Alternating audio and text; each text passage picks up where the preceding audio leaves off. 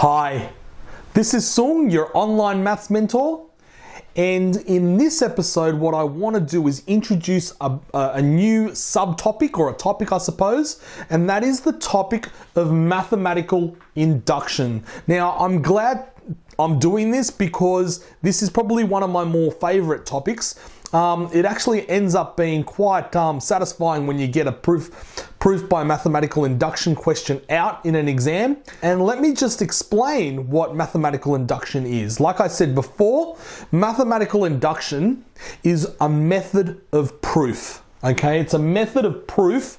It's a method of proving a statement to be true, where our overall premise is induced rather than deduced. Right, so oftentimes in a geometrical proof, you will have deductive proof, right? Proof by deduction. In other words, what you do is you step by step build on knowledge that you have, and you create the next statement of reasoning based on what we've known previously. Okay, so it's basically building a case where you're trying to prove an overall conclusion or an overall premise. Yes? So that's what we call deductive proof.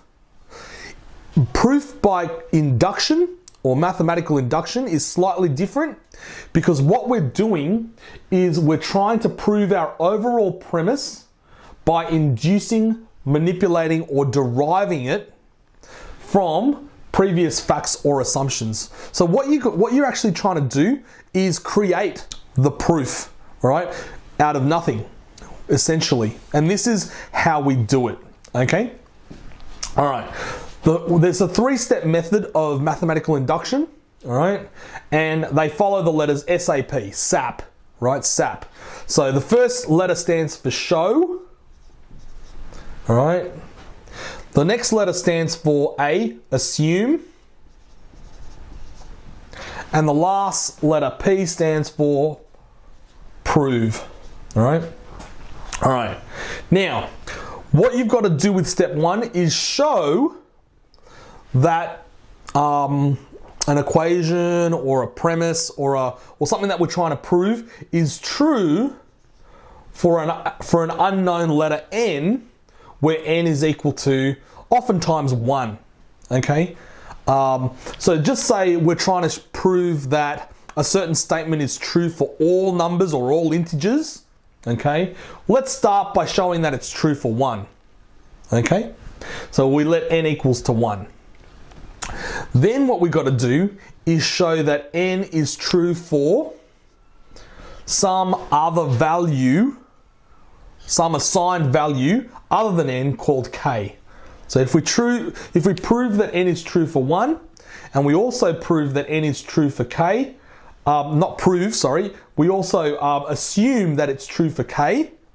What we're going to do now is use that assumption and work with that assumption, okay? And then try to prove that it's also true for the next number after k, which is k plus 1. If we can use the initial assumption to actually prove that it's also true for the next number, which is n equals to k plus 1, then something kind of interesting happens. And that is this.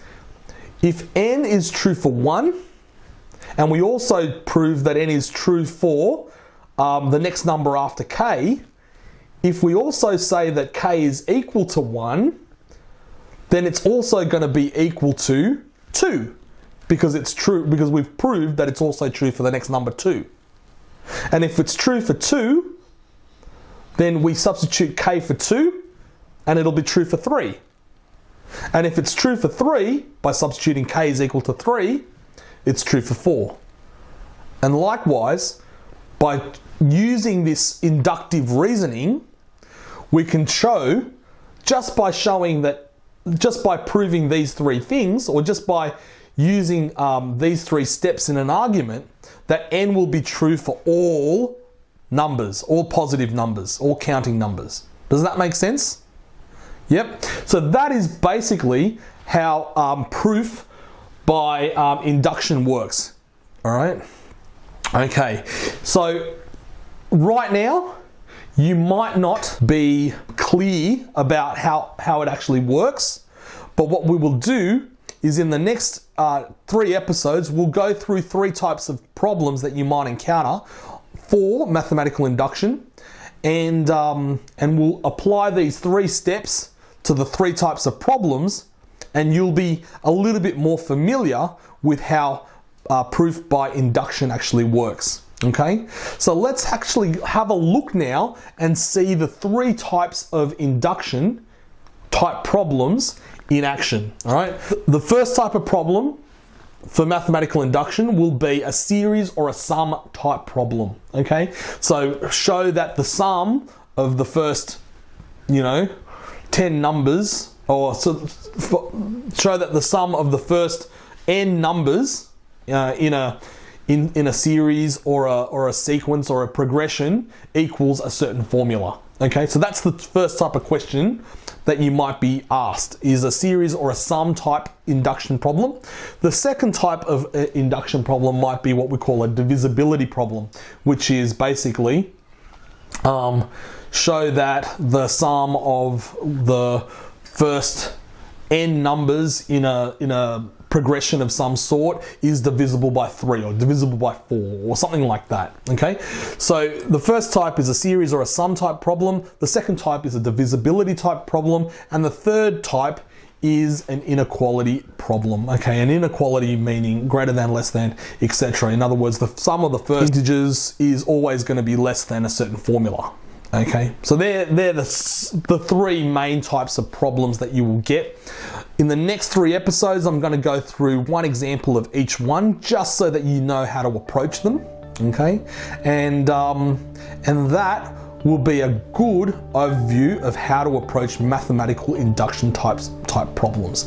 I look forward to seeing you in the next couple of episodes. In the meantime, this is Sung, your online maths mentor, signing off. Thank you. Bye.